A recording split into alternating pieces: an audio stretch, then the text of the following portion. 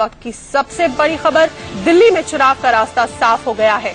आज दिल्ली के उप राज्यपाल से बीजेपी, कांग्रेस और आम आदमी पार्टी के बड़े नेताओं ने मुलाकात की है। सभी पार्टियों ने लेफ्टिनेंट गवर्नर से कहा कि दिल्ली में चुनाव होने चाहिए। अब से थोड़ी देर पहले अरविंद केजरीवाल और मनीष सिसोदिया ने लेफ्टिनेंट गवर्नर से मुलाकात की।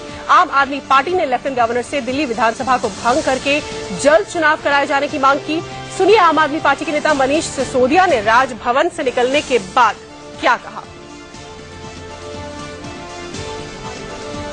10-15 मिनट बातचीत चली। उन्होंने एलजी साहब ने हमसे पूछा फॉर्मली कि आपका स्टैंड क्या है विधानसभा को लेके, और हमने बताया कि हमारा स्टैंड वही है जो 8 महीने पहले था कि हम चाहते हैं दिल्ली की विधानसभा भंग कर दी जाए। और हमने उनसे ये भी पूछा कि बाकी पार्टियों का क्या कहना है। फॉर्मली जब आपने उन्हें बुलाया तो उन्होंने हमें बता दिया कि बाकी पार्टियां भी विधानसभा भंग करने पर सहमत हैं। सुबह उन्होंने भारतीय जनता पार्टी को बुलाया था। भारतीय जनता पार्टी की दे गई है कि वो विधानसभा भंग करवाने के पक्ष में है और अब सरकार बनाने के पक्ष में नहीं है। कांग्रेस के लोग भी बता गए हैं कि वो विधानसभा बंद कराने के पक्ष में है, फ्रेश इलेक्शन चाहते हैं। हमने भी अपना स्टैंड बता दिया कि हम भी चाहते हैं कि दिल्ली में फ्रेश इलेक्शन हो।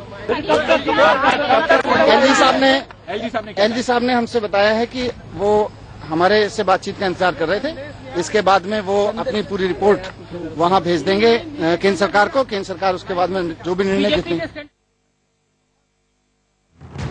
आज सुबह दिल्ली बीजेपी के अध्यक्ष सतीश उपाध्याय और केंद्रीय मंत्री डॉक्टर हर्षवर्धन ने उपराज्यपाल से मुलाकात की। सूत्रों से पक्की खबर है कि सतीश उपाध्याय ने एलजी नजीब जंग को एक चिट्ठी सौंपी और कहा कि वो दिल्ली में सरकार बनाने के लिए सक्षम नहीं है। जाहिर है पार्टी चुनाव के लिए तैयार है। ये खबर सामने आते ही आम आदमी पार्टी ने बीजेपी पर सवाल उठा दिए। अरविंद केजरीवाल ने एलजी को चिट्ठी लिखकर कहा, मुझे विश्वास है कि आपकी बीजेपी के साथ चर्चा हुई होगी, जो सबसे बड़ी पार्टी है। मुझे खुशी होगी अगर आप हमें ये बताएं कि उनका इस मसले पर औपचारिक स्टैंड क्या है। मन में एक प्रश्न उठता है कि अगर उन्होंने कोई ऑफिशियल कम्युनिकेशन एलजी के साथ किया है, कोई चिट्ठी लिखी है भारतीय जनता पार्टी की ओर से, तो उसको उन्होंने मीडिया को क्यों नहीं बताया, उसको सार्वजनिक क्यों नहीं करते? एलजी का ऑफिस क्यों नहीं बताता कि भारतीय जनता पार्टी का क्या स्टैंड है? भारतीय जनता पार्टी अपना स्टैंड छुपाना क्यों चाहती है? कांग्रेस ने भी बीजेपी पर जोरदार हमला बोला। कहा कांग्रेस तो शुरू से ही चुनाव चाहती है, लेकिन बीजेपी अपना पैंतरा बार बार बदल रही है। लोकतंत्र का मजाक है। It's a mockery of democracy. आप जो है परसों लास्ट डेट ऑफ नॉमिनेशन है और ऑल ऑफ सडन आपकी नींद खुलती है और जो है आप सब पार्टीज को बुलाते हो। आप पहले ही क्यों नहीं बुला रहे थे? हम तो पहले ही कह रहे थे कि इन उपचुनाव की जरूरत क्या है, इलेक्शन कमीशन को आप लिख के दीजिए कि भंग कर दिए। बीजेपी चुनाव से भाग रही थी, ये बात सही है। अब अगर उनकी कोई स्ट्रेटेजी बदली है तो हम नहीं कह सकते। कांग्रेस बहुत शक्ति के साथ दिल्ली में चुनाव में जाने के लिए तैयार है। हमारी तैयारियां पूरी हैं और लेकिन ये जानने का अधिकार कांग्रेस को है कि आखिर 11 महीने दिल्ली के लोगों को इस तरीके से लावारिस हालत में भाजपा ने आप पार्टी ने क्यों छोड़ा है, कौन सी परिस्थिति बदल गई है। आपको बता दें कि बीजेपी के स्टैंड में बदलाव तब आया जब पीएम नरेंद्र मोदी और बीजेपी अध्यक्ष अमित शाह ने जोड़ तोड़ की सरकार बनाने से इनकार कर दिया। कल बीजेपी संसदीय बोर्ड की अनौपचारिक बैठक में दिल्ली को लेकर पीएम मोदी ने साफ कहा कि सरकार बनाने की जगह चुनाव का सामना करना चाहिए। दिल्ली में चुनाव में जाने की पीछे की रणनीति बिल्कुल साफ है। महाराष्ट्र और हरियाणा विधानसभा चुनाव में जो भारी जीत मिली है उससे बीजेपी नेता काफी उत्साहित हैं। जाहिर है दिल्ली में भी बीजेपी नेताओं को जीत का पूरा भरोसा है। कैमरामैन धर्मेंद्र के साथ यतेंद्र शर्मा, इंडिया न्यूज, दिल्ली। और आज दिन भर की गतिविधियां कैसे कैसे क्या हुआ अगर उस पर नजर डालें तो आज सबसे पहले बीजेपी के नेता लेफ्टिनेंट गवर्नर से मिले उपराज्यपाल से। इसके बाद कांग्रेस और आम आदमी पार्टी के नेता उनसे मिले। उपराज्यपाल से मिलने के बाद तीनों पार्टियों के नेताओं ने क्या कहा वो ग्राफिक्स के जरिए आपको समझाने की कोशिश करते हैं। बीजेपी ने कहा हम सरकार नहीं बना सकते, बीजेपी दिल्ली में विधानसभा चुनाव के लिए तैयार है। लेफ्टिनेंट गवर्नर से मिलने के बाद कांग्रेस ने भी कहा दिल्ली में चुनाव होने चाहिए। आम आदमी पार्टी का भी हम बताएंगे आपको। कांग्रेस ने कहा कि दिल्ली में चुनाव होने चाहिए, पहले से ही कांग्रेस का स्टैंड है। आज फिर कांग्रेस ने एक बात स्पष्ट रूप से कही। इससे पहले बीजेपी का हमने आपको बताया, उनका कहना था कि हम सरकार नहीं बना सकते, हमारे पास पर्याप्त आंकड़े नहीं है और हम चुनाव होने चाहिए। तो ये इन दोनों प्रमुख दलों का आपने आज का बयान सुना। उसके बाद आम आदमी पार्टी, जिसने सरकार बनाई थी पिछली बार, आम आदमी पार्टी ने क्या कहा? आम आदमी पार्टी ने कहा कि दिल्ली विधानसभा को भंग किया जाए और झारखंड और कश्मीर के साथ, जहां 25 नवंबर को चुनाव शुरू होने हैं, वह उन दोनों राज्यों के साथ ही दिल्ली में भी चुनाव करा दिए जाएं। यानी 25 नवंबर को ही, इसी महीने और अगले महीने जो अलग अलग चरणों में चुनाव है, किसी एक तारीख को दिल्ली में भी चुनाव करा दिए जाएं झारखंड और कश्मीर के साथ। और हमारे साथ हमारे संवाददाता जुड़े हुए हैं इस वक्त। हमारे साथ संजय शर्मा जुड़े हुए हैं, हमारे साथ मिथिलेश हैं और अजीत थोड़ी देर बाद हमारे साथ जुड़ेंगे। सबसे पहले संजय के पास। संजय, बीजेपी ने इतने महीने क्यों लगा दिए ये कहने में, ये स्पष्ट करने में कि हमारे पास आंकड़े तब भी नहीं थे, उनके पास आज भी नहीं है, तो इतना वक्त क्यों लग गया? क्या वो अपना पानी टेस्ट कर रही थी चुनाव के कि हरियाणा और महाराष्ट्र के नतीजे देख लें, उसके बाद फिर देखा जाएगा? कॉन्फिडेंस फिर आएगा चुनाव में जाने का? बीजेपी के लिए महाराष्ट्र और हरियाणा के चुनाव शीतल एसिड टेस्ट थे। बीजेपी देखना चाहती थी कि कितनी मोदी लहर चल रही है देश में, कि अगर ये सरकार बनाने में कामयाब हो जाएगी तो फिर दिल्ली के बारे में सोचेंगे। 19 अक्टूबर को जैसे जिस दिन रिजल्ट आए थे, उसी दिन इस बात के कयास लगाना शुरू हो गए थे कि अब बीजेपी जल्दी से जल्दी दिल्ली में भी चुनाव करा सकती है। हरियाणा जीत लिया, जो कि दिल्ली से एकदम लगा हुआ स्टेट है। हरियाणा से और महाराष्ट्र से जो हवा बनी है, दिल्ली उसका फायदा लेना चाहती है बीजेपी। दिल्ली में उसका अभी भी बीजेपी मोदी लहर पे सवार है। बीजेपी को यही भरोसा है कि मोदी लहर जब देश पर चल रही है तो क्यों ना दिल्ली में सरकार बना ले।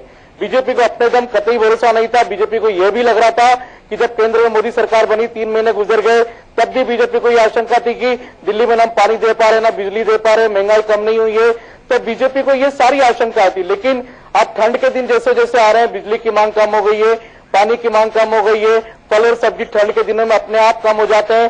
और महाराष्ट्र और हरियाणा के जो रिजल्ट आए जिस तरीके से, उसने बीजेपी को उत्साह से भर दिया। और प्रधानमंत्री नरेंद्र मोदी ने तभी कहा कि अब बीजेपी को दिल्ली में चुनाव ही कराने चाहिए, किसी भी तरह से जोर तोड़ से सरकार नहीं बनाना चाहिए। 25 तारीख को बाई इलेक्शन है, 3 दिन नामांकन के बचे थे शीतल। तो कल की तारीख में ही, कल जो चुनाव समिति की बैठक हुई थी, उसमें दिल्ली के तीनों प्रत्याशियों के नाम तय होने थे। लेकिन फिर प्रधानमंत्री के जाने के बाद, प्रधानमंत्री की अमित शाह से बात हुई थी, उसके बाद में देर रात तक बैठक हुई दिल्ली के नेताओं के साथ, उसमें तय हो चुका था कि बिल्कुल बिल्कुल बिल्कुल। तो यानी अब आत्मविश्वास से लबरेज है बीजेपी। उसे भरोसा हो गया कि हरियाणा और महाराष्ट्र में हमारा जो परफॉर्मेंस है, उसके बाद हम दिल्ली में भी वही झंडे जो है बुलंद करेंगे। इसलिए अब इतने महीनों बाद ये फाइनली एक्सेप्ट किया कि हम नहीं बना सकते और चुनाव होने चाहिए। हमारे साथ मिथिलेश हैं। मिथिलेश, आम आदमी पार्टी कहती है कि आप जम्मू कश्मीर और झारखंड के साथ ही चुनाव कर दीजिए, लेकिन अगर देखा जाए तो कॉन्स्टिट्यूशनली ये संभव नहीं है, क्योंकि अब नोटिफिकेशन शायद जारी नहीं होगा। तो क्या आपके पास सुगबुगाहट है कि अगर होते दिल्ली में चुनाव कब हो सकते हैं? और दूसरा ये कि कांग्रेस, जिसके पास शायद खोने के लिए कुछ नहीं है, उसका वर्स्ट परफॉर्मेंस था दिल्ली में जो 8 सीट लेकर आई थी, अब कांग्रेस सीख खेमे में क्या कोई आत्मविश्वास दिख रहा है, या महाराष्ट्र और हरियाणा की हार के बाद वो लोग अभी भी चिंतित है दिल्ली को लेकर? शीतल, ये सच है कि महाराष्ट्र और हरियाणा में हार के बाद कांग्रेस से कार्यकर्ता निराश हैं और कांग्रेस नेतृत्व भी निराश नजर आ रहा है। और ये भी एक सच है कि कांग्रेस या आम आदमी पार्टी चुनाव नहीं चाहती थी। सूत्रों ने हमें जानकारी दी है, पुख्ता जानकारी है कि आम आदमी पार्टी ने कांग्रेस से संपर्क किया था कि क्या इस बार भी बात बन सकती है, लेकिन एलजी के रुख का इंतजार था कि औपचारिक तौर पर बीजेपी एलजी के पास क्या अपना रुख रखती है। जब बीजेपी ने कह दिया कि चुनाव चाहती है, इसके बाद कांग्रेस को भी कहना पड़ा और आम आदमी पार्टी को भी कहना पड़ा। लेकिन अभी चुनाव आयोग इस बात पे विचार विमर्श करेगा। दरअसल इसके पहले एलजी की तरफ से गृह मंत्रालय को सूचना जाएगी कि क्या फैसला किया है, सिफारिश करेंगे, उसके बाद राष्ट्रपति के पास जाएगी, राष्ट्रपति के बाद कैबिनेट की बैठक में इस बात पर मंजूरी मिलेगी कि दिल्ली में चुनाव कराया जाए और इसके बाद चुनाव आयोग तैयारियों में जुटेगा। कम से कम 25 दिन चाहिए होते हैं। हालांकि पहले 45 दिन की परंपरा थी, लेकिन इस बार देखा हमने कि 32 से 33 दिन का मौका का वक्त मिला जम्मू कश्मीर और झारखंड के चुनाव के लिए। जाहिर तौर पर लगता है कि जनवरी के महीने में ही दिल्ली में चुनाव होंगे। जनवरी के महीने में दिल्ली में चुनाव हो सकते हैं और पिछले साल जनवरी के महीने में केजरीवाल की सरकार थी। हमारे साथ हम मोहम्मद अफसर, हमारे संवाददाता जुड़ चुके हैं। मोहम्मद अफसर थोड़ी देर में हमारे साथ जुड़ेंगे और उनसे हम बात करेंगे। उनसे हम बात करेंगे आम आदमी पार्टी के खेमे में इसके बाद क्या हलचल है। अभी थोड़ी देर पहले आम आदमी पार्टी ने कहा कि विधानसभा भंग की जाए, इसकी सिफारिश की जाए। हमारे साथ इस वक्त संविधान विशेषज्ञ सुभाष कश्यप जुड़ गए हैं फोन लाइन पर। सुभाष कश्यप जी, स्वागत है आपका इंडिया न्यूज में। मैं और हमारे दर्शक ये जानना चाहते हैं कि आम आदमी पार्टी ये कह रही है कि झारखंड और जम्मू कश्मीर के साथ ही दिल्ली में चुनाव करा दिए जाए, विधानसभा भंग करा दी जाए, अब जबकि सब पार्टियां कह रही हैं कि चुनाव होने चाहिए। तो क्या ये संभव है कि इतने शॉर्ट नोटिस पर अब दिल्ली में भी चुनाव हो जाए जम्मू कश्मीर और झारखंड के साथ, या आगे की प्रक्रिया क्या होगी, ये हमें समझाइए। देखिए, अभी तो ये बहुत काल्पनिक है। अभी स्थिति ये है कि उपराज्यपाल कोई रिपोर्ट भेज रहे हैं। रिपोर्ट में क्या सिफारिश करते हैं वो भी स्पष्ट नहीं है। सिर्फ उसमें जो मुझे मालूम हुआ कि सिर्फ उन्होंने ये बताया कि तीनों पार्टियां तैयार नहीं हैं और वो रिपोर्ट भेज रहे हैं। रिपोर्ट में सिफारिश क्या है, उसके बाद क्या निर्णय भारत सरकार लेती है, राष्ट्रपति क्या निर्णय लेते हैं, क्या असेंबली को डिसॉल्व करते हैं, अभी नहीं डिसॉल्व करते हैं, उस पर निर्भर होगा। अगर डिसॉल्व करते हैं तो जो उपचुनाव हैं उनका क्या होगा। अगर डिसॉल्व करते हैं तो उपचुनाव की वैधता खत्म हो जाएगी, कोई लेजिटिमेसी उसकी कोई औचित्य नहीं रहेगा, तो उपचुनाव खत्म करने होंगे। और उसके बाद पूरी असेंबली का नया चुनाव करने के लिए कम से कम 34 दिन का टाइम चाहिए। 44 दिन का होता, लेकिन कम से कम 34 दिन का टाइम चाहिए।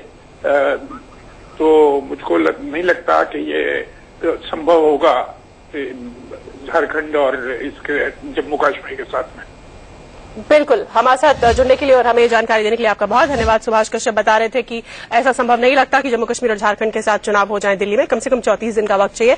मोहम्मद अफसर हमारे साथ जुड़ चुके हैं। अफसर, हमने अभी सुना आम आदमी पार्टी को ये कहते हुए कि विधानसभा भंग कीजिए, जल्द से जल्द चुनाव कराइए, और पहले से भी हम चुनाव की मांग कर रहे हैं। इस बीच हम ये भी सुखबुगाहट सुन रहे थे आम आदमी पार्टी के खेमे में कि केजरीवाल शायद ये चाहते हैं कि बीजेपी ऑफिशियली मना करे कि हमारे पास आंकड़े नहीं है, और फिर उपराज्यपाल अरविंद केजरीवाल या उनकी पार्टी को कहे कि आप बताइए आपके पास आंकड़े हैं कि नहीं। लेकिन अब उन्होंने जब ये स्पष्ट कर दिया कि चुनाव चाहते तो ये पॉसिबिलिटी खारिज हो गई पूरी तरह से।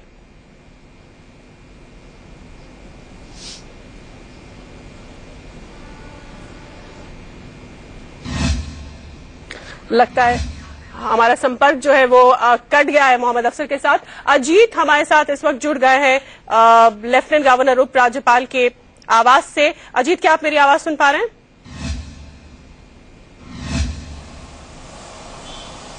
बिल्कुल शीतल, आप प्रश्न दोहराएं। जी बिल्कुल, मेरा प्रश्न ये है कि आम आदमी पार्टी ने ये कह दिया है कि अब चुनाव होने चाहिए और विधानसभा भंग की जाए, जल्द से जल्द चुनाव कराए जाएं। तो आम आदमी पार्टी के पूरी तरह से कॉन्फिडेंट है कि अब चुनाव हो जाएंगे, तो अब उन्हीं का डंका बजेगा इस बार।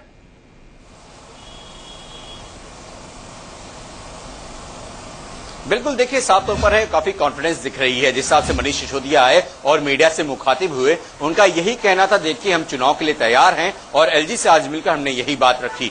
बीजेपी का चूंकि रुख साफ नहीं हो रहा था, बार बार वो ढिलमिल रवैया थी, ये बीजेपी के फॉल्ट है कि इतना देर हुआ, यानी बीजेपी पे पूरा ढींगड़ा फोड़ रहे थे मनीष सिसोदिया। लेकिन साफ तौर पर है कि जिस हिसाब से एलजी साहब की तरफ से रिलीज जारी हुआ है, उसमें साफ तौर पर लिखा है कि उनकी बात बीजेपी यानी सतीश उपाध्याय, जगदीश मुखी से हुई, कांग्रेस के हारून यूसुफ से हुई, और आम आदमी पार्टी से अरविंद केजरीवाल और मनीष सिसोदिया मिलने आए, जिनसे तीनों लोग से प्रस्ताव रखा गया क्या वो सरकार बनाना चाहते हैं या चुनाव के लिए। तो साफ तौर पर तीनों लोग ने कहा कि हम सरकार बनाने के पक्ष में नहीं है, क्योंकि आंकड़े नहीं है किसी के पास। तो इसलिए साफ तौर पर अब जाहिर है कि अब दिल्ली को चुनाव का मुंह देखना पड़ेगा दोबारा, और फिर से दिल्ली में चुनाव होंगे। तब देखना होगा कि एलजी साहब ने अपनी रिपोर्ट जो है वो आगे तक फॉरवर्ड कर दी होम मिनिस्ट्री में। अब होम मिनिस्ट्री को फैसला करना होगा कि कब इस समय क्या स्थिति बनती है, क्या वो जम्मू कश्मीर और झारखंड। फिलहाल तीनों पार्टियों ने चुनाव की बात कह दी है, और अब गृह मंत्रालय क्या कहता है इस पर, और चुनाव कब कराए जाते हैं वो हमें देखना होगा। फिलहाल आपको सुनवाते हैं कि बीजेपी के दिल्ली के जो अध्यक्ष सतीश उपाध्याय क्या कह रहे हैं। एलजी को हमने कहा है, एलजी इसके बारे में जो भी होगा आपको बताएंगे, and he will brief you.